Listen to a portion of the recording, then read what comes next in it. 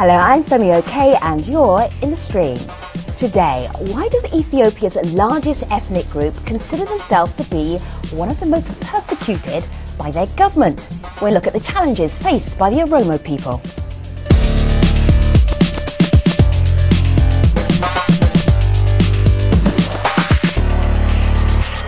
Our digital producer Malika Bilal is here looking out for your live feedback. Malika, right at the beginning of June, we had an open editorial meeting. We were asking our online community for story ideas about Africa. And this is why we're sitting here today with this show. We've come full circle, and I love when that happens. So journalist Mohammed Ademo was one of the people in that open editorial meeting, and he had this pitch. The story that the stream should be doing is a story about Oromo identity in diaspora and also marginalization in Ethiopia, and then the challenge that Oromo immigrants and Oromo refugees are facing. I think people are dying to be heard. He says people are dying to be heard, and if you want to be heard, we want to hear you. So use the hashtag AJStream. Joining us in the studio, sitting between Malika and myself, we have Jawa Mohammed. And Jawa is an Oromo rights advocate who was raised in Ethiopia's Oromia region. Jawa, it's great to have you in the stream. Thank you for having me. We will be hearing from you in just a little moment.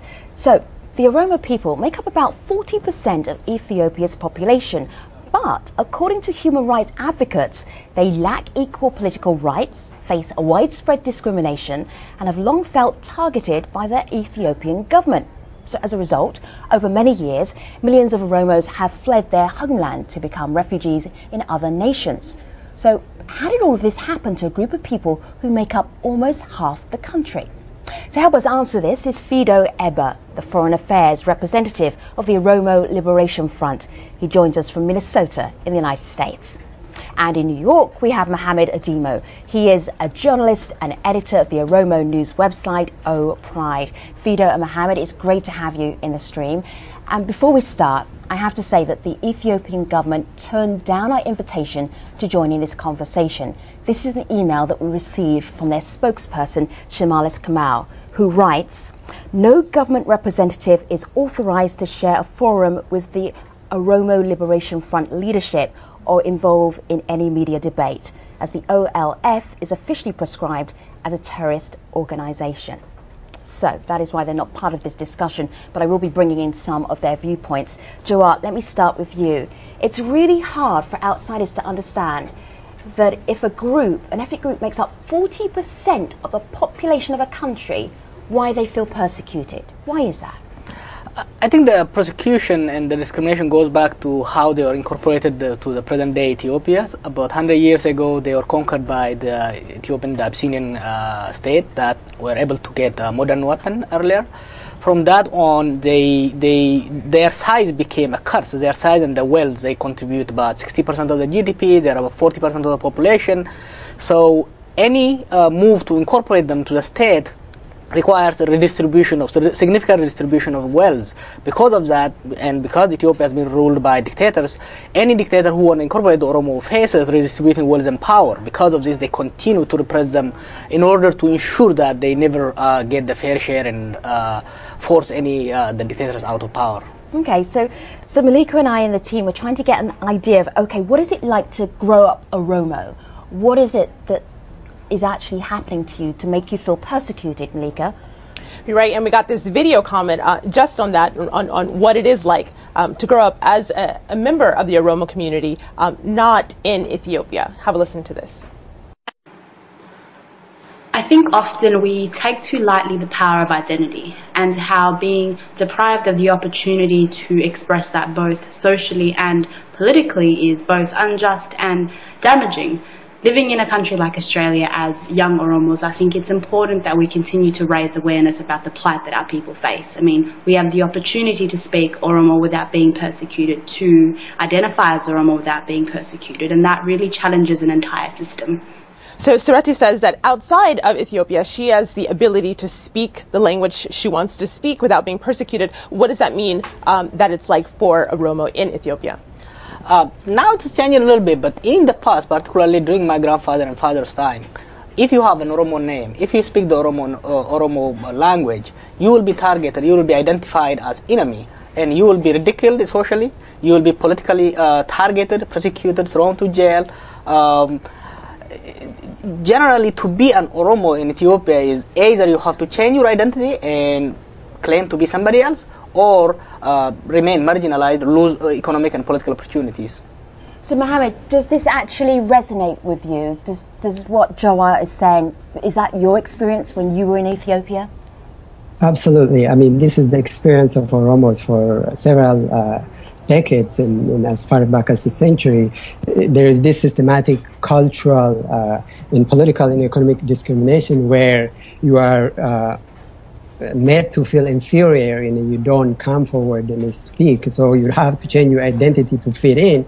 And anything that deviates from there threatens the power balance. And let's just remember that Ethiopia is an empire forged with iron and blood.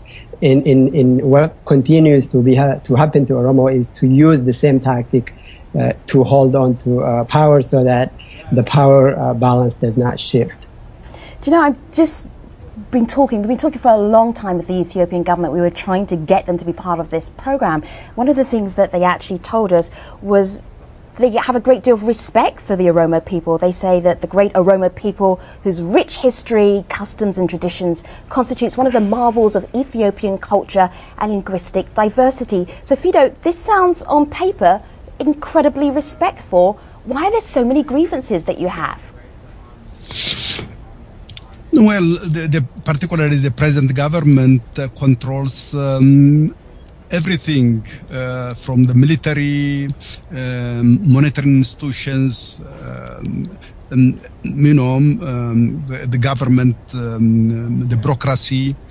So the Oromos are really scared. In the past, it was very hard to identify oneself as an Oromo, as my colleagues have indicated. In fact,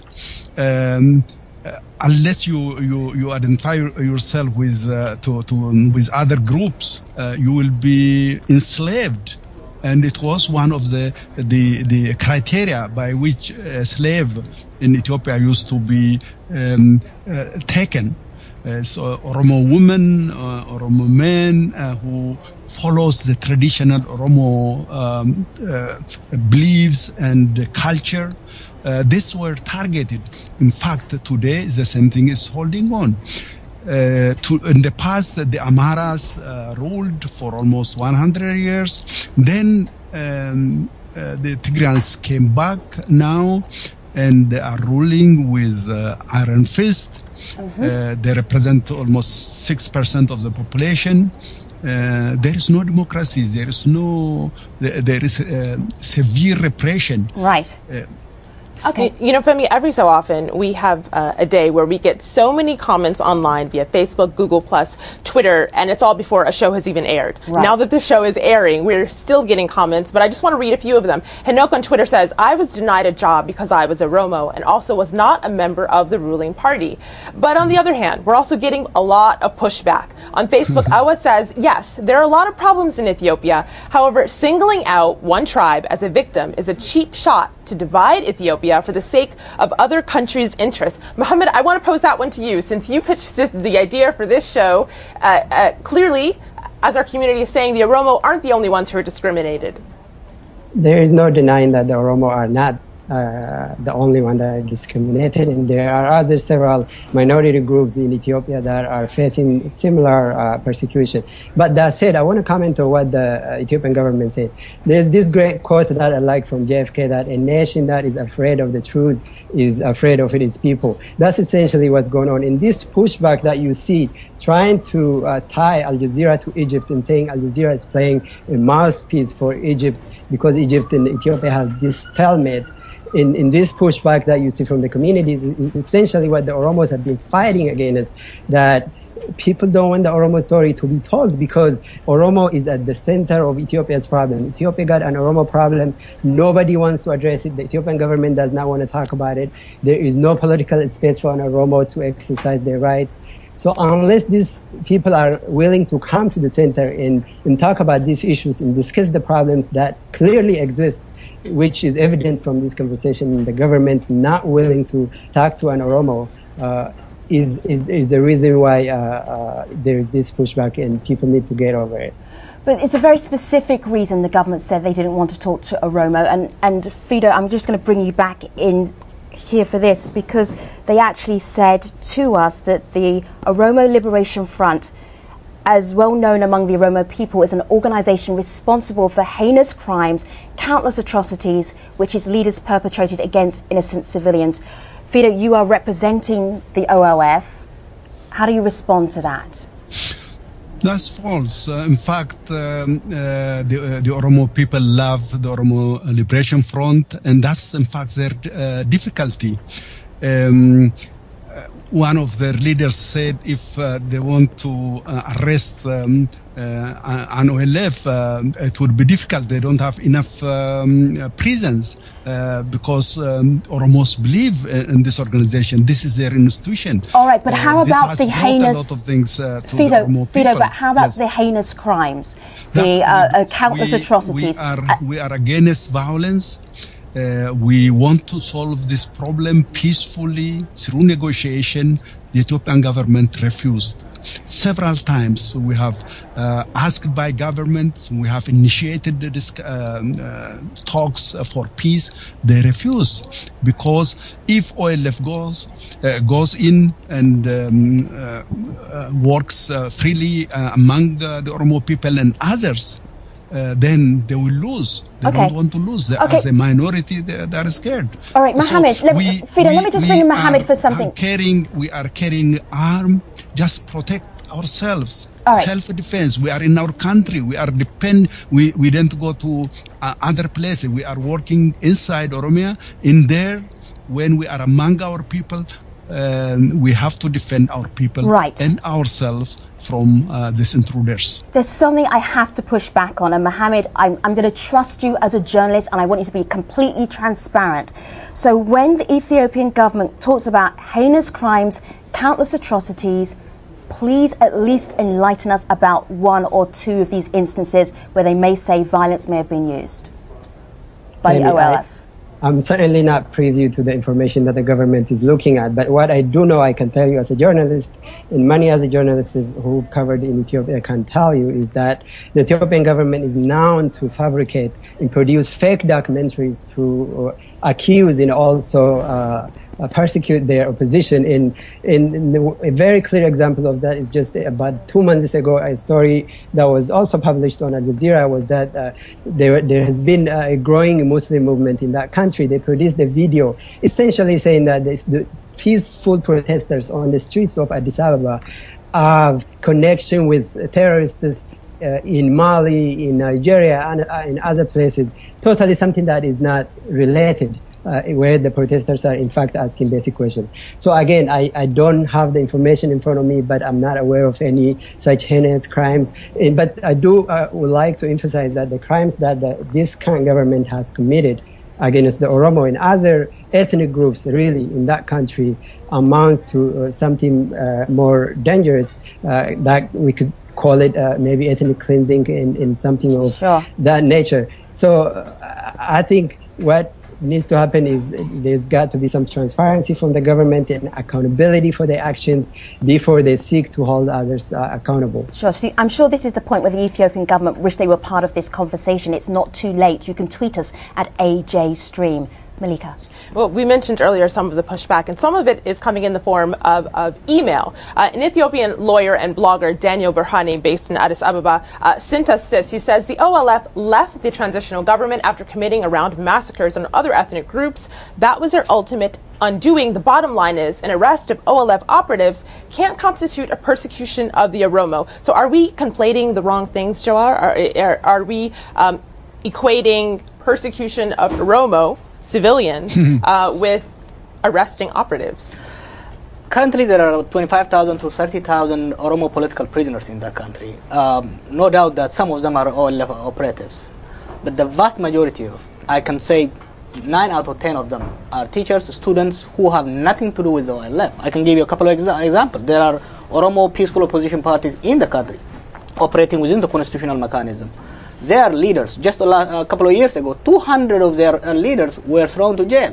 These people are known for advocating non-violence. These people are have never contested even the legitimacy of the state. They operate within the state, but they still throw them to jail. I want to comment on a couple of things. Why do you single out the Oromos? Oromos never single themselves out. They are singled out. As I said, 9 out of 10 of the political prisoners in Ethiopia are Oromos. 8 out of 10 for what? For what crimes? For political, because they resist the government's exploitation of resources. They defend their rights. They speak their language. They refuse, and most importantly, you can get put in prison for speaking your language. For speaking your language, for refusing to be a member of the ruling party. One of the most common crime is if you refuse to be a member of the ruling party, you become that. So. Let me just let Mohammed jump in here as well. Just share the conversation, because I know, Mohammed, you were in prison. What did you want to say?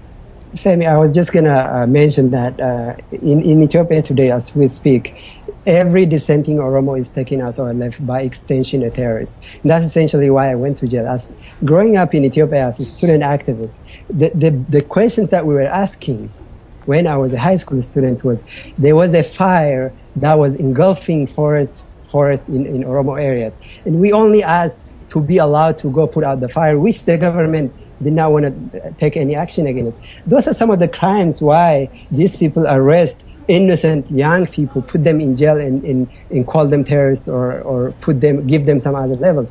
This is the story of many Oromo students who are forced to leave the country, now living in refugee camps in the Horn of Africa and others, at times in hundreds.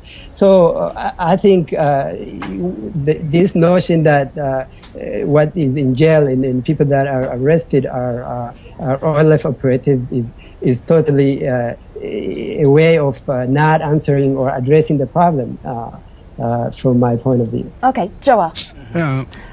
I think we have to focus on. Fido, I hear you. We'll come back to you. I think we have to focus on why the government is doing what it does. It boils down to resources. Oromos contribute up to 60% or 65% of the country's GDP. Most of the coffee, Ethiopia's #1 export is coffee. Most of the coffee comes from Oromia. Ethiopia's economy is based on the Oromo people. If it allows dissent among Oromos, this dissent can grow into demand for redistribution of resources and control over their resources. That means the ruling party, particularly the Tigrayan ruling party, will lose power. Remember, the TPLF has this corporation called Effort. It controls 50% of the country's economy, but Tigrayans represent 6%. So if the Oromo dissenting voices are allowed, activists and teachers are allowed to mobilize their people, there is going to be significant reduction on this rent that is collected by the ruling party. Okay, so Joa, I'm just curious, are you Oromo first or Ethiopian first? I am an Oromo first, because to me, Ethiopia is imposed on me. The second important point is that because we are forced to denounce our identity, we ended up reaffirming and reasserting our identity. That's how we explain it. Fido, the reason why the government isn't on this program is because of you, because you are representative of the Oromo Liberation Front. How do you see Ethiopia, how do you see Oromos reconciling so you're all one Ethiopia rather than this major group, this major ethnic group, feeling they have a lot of grievances? Where do you go to now? What's the way forward? I just want to illustrate the degree of oppression on the Oromo people by just mentioning two things. One, the number of people in prison is not Oromo speaking, but others indicate that over 90% of the prisoners in the federal prison are Oromos. Leave alone in the Oromia region, of course, completely they are Oromos. Thousands. The international community, part of the international community knows this, but they keep quiet. Second, the number of refugees. I'll just give you an example. Just in 2012, over 110,000 refugees crossed over into Yemen. Out of this, 90,000 were Oromos. Okay, so we see the enormity of the problem. I just want to bring Malika in here because it would be nice to get a sense of what you, as Oromos outside of Ethiopia, feel the the way forward is. Right, there are a lot of tweets about solutions. I'm glad, though, that Fido brought up refugees. We'll get to that in the post-show, so a little tease for that. But on Twitter, Wakari says the Oromo people want control of their futures. We can no longer trust others to rule over us because we've been exploited. But Jawar, on Facebook, Hashim says that's not going to happen because of lack of collective action due to ideological differences among Oromo leadership. So what is the way forward? How do you solve those ideological differences? Well, it's a nation of some 45 million people. No doubt there are some ideas, some differences, some smaller factions. That's inevitable. Here, and it's inevitable. However, the Oromos from left to right, from moderate to hardliners, there is absolute and solid consensus on the right of the Oromo people to self-determination, on the demand that their resources be used for their development, on the demand that political prosecution, political repression, and cultural marginalization end. On these major points, there is consensus. True that there is a lack of collective actions. There are some problems in mobilizing toward that direction. But this is a journey towards nation building. We are facing a very determined state, supported by China, United States, and various international actors. The adversity is very high. However, the determination among Oromo people is very strong. So I do believe that sooner or later we are going to emerge victorious. Journey to nation building. I like that. I have to write that down. So we will continue this discussion. It's not over yet at stream.aljazeera.com in the post-show. But first, Malika has a look at some of the other stories the stream is following.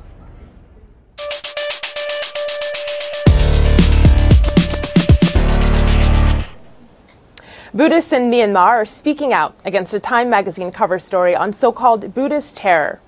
The article shows the face of controversial monk Wiratu, who was jailed for inciting anti-Muslim sentiment and was released under an amnesty agreement last year. But online, many said Wiratu doesn't represent the Buddhist community as a whole. The combination of these two words, Buddhist and terror, are very sad for every Buddhist. Our way is a peaceful way and not for terrorists, reads a petition on avaz.com. Well, in just 2 days, that petition received more than 65,000 signatures, politely requesting Time reevaluate their cover choice. The controversy also caught the eye of Myanmar's president, who said the article could be detrimental to the trust building between religions. We turn to Egypt next, where netizens are gearing up for a mass rally against President Mohamed Morsi. The current leaders, they do not represent our Islam. They don't represent our beliefs. They do not represent Egyptians. A movement called Tamarrud, or Rebel in Arabic, is calling for early presidential elections and labels Morsi's presidency thus far a, quote, total failure. Well, last week the campaign said it had gathered 15 million signatures on a petition against Morsi, and organizers are planning a national protest on June 30th, the first anniversary of his inauguration. But the movement has been met with skepticism. Shadi Hamid tweets, haven't heard clear explanation of mechanism by which opposition brings down Morsi on June 30th. As far as I can tell, no legal way to do it. Well, we'll keep an eye on the planned protests. And as always, we want to hear your stories. So tweet your stream lead suggestions. My handle is mmbilal and Femi's at FemiOK. So you know the floodgates will be open now. I can already see comments coming in. Talking about comments on Facebook, for the last 24 hours. People are mean about the Oromos, Jawar.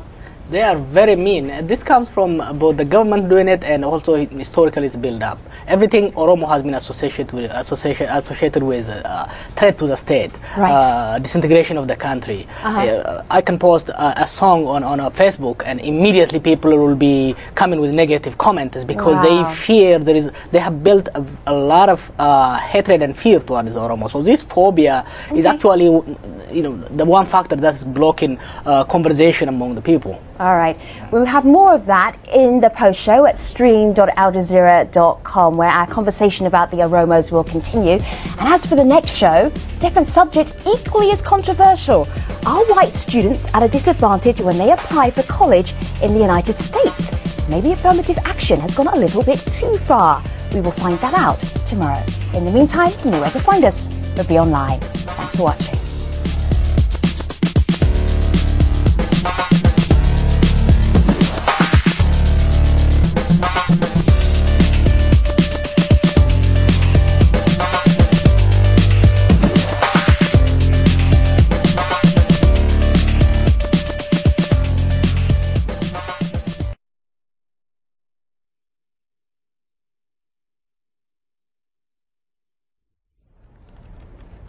Hello there. I am just typing in, looking up the stream, and our Facebook page is not there yet, so don't go to my laptop. I'm in mid-type here. You're back in the post show, and we're talking about the rights of Ethiopia's Oromo people and ways to improve the situation. So on set, we've got Jawar Mohammed. He's an Oromo rights advocate.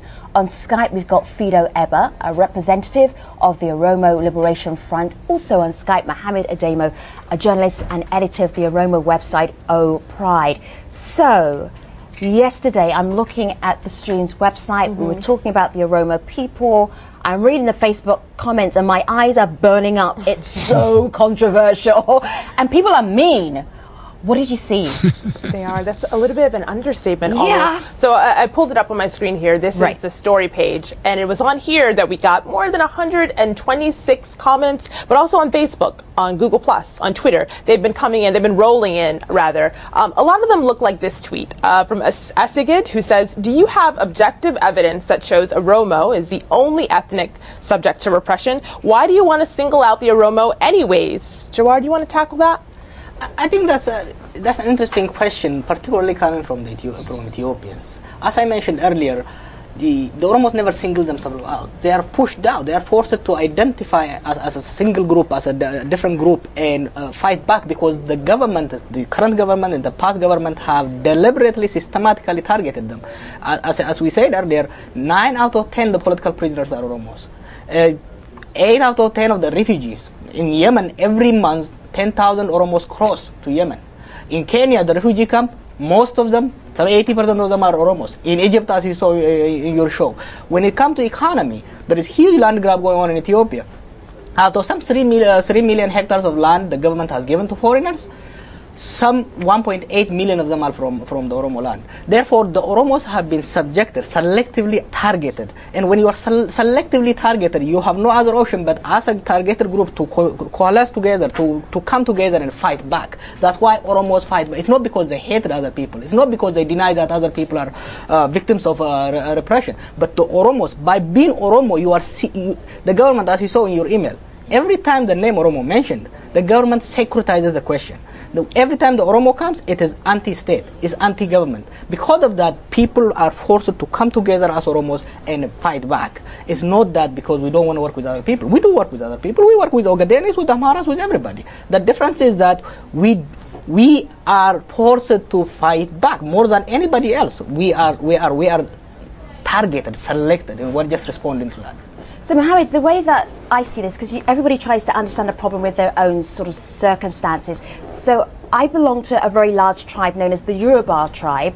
And I think one of the issues, certainly in the African continent and parts of the Middle East, is this tribalism. And that maybe the way forward to work as an integrated society and integrated communities is to maybe forget the tribe and think of the whole nation. And I think that's probably a lot of the pushback that you're getting as Oromos. Couldn't it be more important to be part of a nation than part of a group? That's not the way we think. I'm sorry. You know, there are over 80 different ethnic groups in Ethiopia. The Oromos live as neighbors with all of this. We intermarry. We live among each other. We learn each other's language. Oromo doesn't hate anybody, any group. But when we are struggling, we are also cooperating our struggle for liberation, for freedom, for peace, for equality with our neighbors. If our neighbors don't have peace, we don't have peace. We fully understand this. So we don't discriminate others. We love others. We are part of us is our neighbor. So Mohammed, when we were talking about people complaining on Facebook about the Oromos, you sort of chuckled a little bit. What do you hear from other Ethiopians when they know that you're an Oromo and they're not?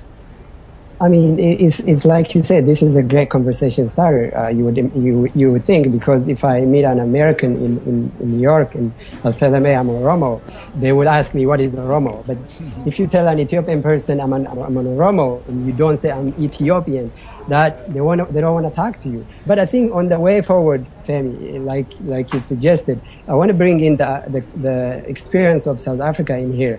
Defeating apartheid system in South Africa required a grand coalition of black people white people, Indians, and people of other color.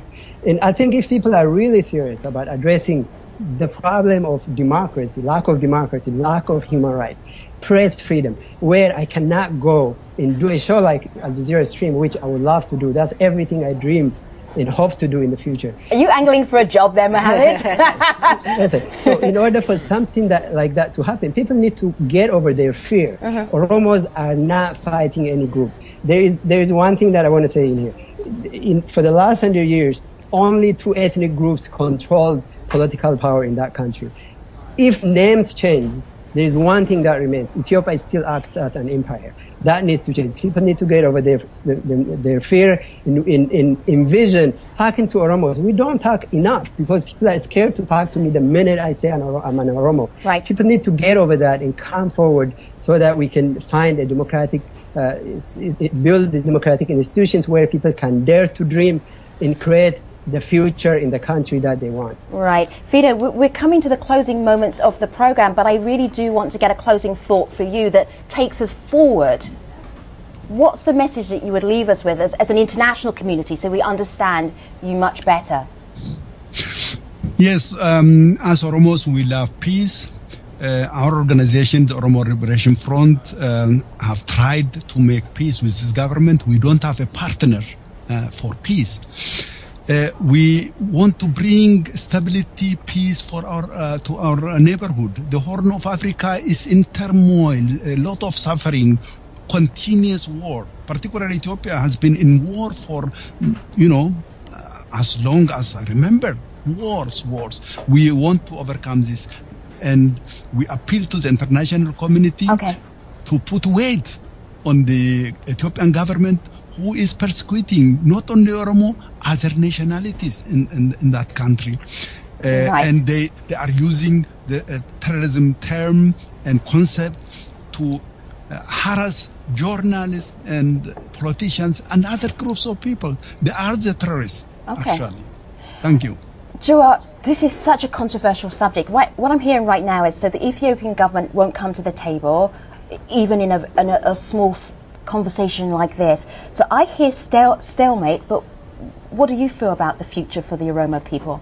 I think the first thing is it's up to Oromos. Unless Oromos are fully organized, exert if sufficient pressure on the government, break its will to govern at ease, there's not going to be solution. The second is, this is not only just issue about Oromos. Oromos are the largest group in the region, and almost all of these regions, all of these countries border Oromos. As long as Oromos are not given freedom, there's not going to be stability among in Ethiopia. If there is no stability in Ethiopia, there is no stability in the region. That's a very important thing. But I want to comment one thing about those people who push off. The government has securitized the Oromo question so much that it has created Oromophobia. Whenever there is Oromophobia, or it has created Oromophobia, whereby I've got Oromophobia from the website. If you ask the ordinary Ethiopian, when the name Oromo comes up, all they hear is about disintegration of the country, war, and others. Oromo is not. Oromo is about peace. Oromo is about freedom. Oromo is about political and economic. And Oromos love to chat, and we're going to wrap it up there. But do you have Oromophobia, Malika? I don't. Not yet. Not yet. Anyway, but I have a really good ending tweet from Ibo, who says, "The fate of Oromo people is intertwined with other peoples of Ethiopia. Let us make the land comfortable for all." Thank you. Hear, hear. So on the next show, different subject, but equally as controversial. Are white students at a disadvantage when they apply for college in the United States? Perhaps affirmative action has gone a little bit too far. I know you'll be tweeting us about that, but that's tomorrow. Until then, you know where to find us. We're Be Online. Thanks for watching. Oromophobia.